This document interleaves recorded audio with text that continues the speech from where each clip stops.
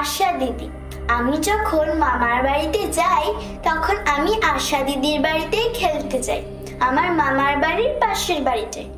আশা দিদি কারোর সঙ্গে মেশে না, কারোর সাথে কথা বলে না, সব সময় কেমন একটা ভেজা ভেজা চোখে থাকে।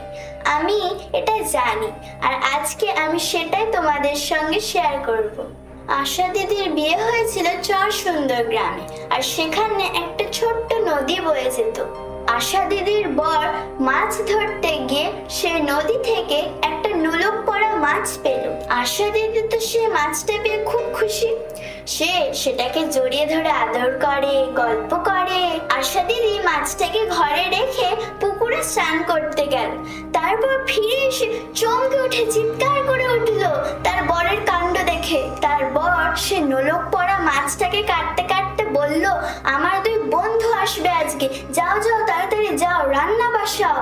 আশা দিদি সেদিন রান্নাও বসায়নি, ভাতও খায়নি, আর তারপর থেকেই আশা দিদি আর কোনোদিনও মাছ খায়নি। সেই নোলক পড়া মাছকে আশা দিদি আজও ভুলতে পারেনি। কখনো কখনো আশা দিদির চোখ ঠেলে টুকটুক করে জল পড়ে, আমি দেখেছি।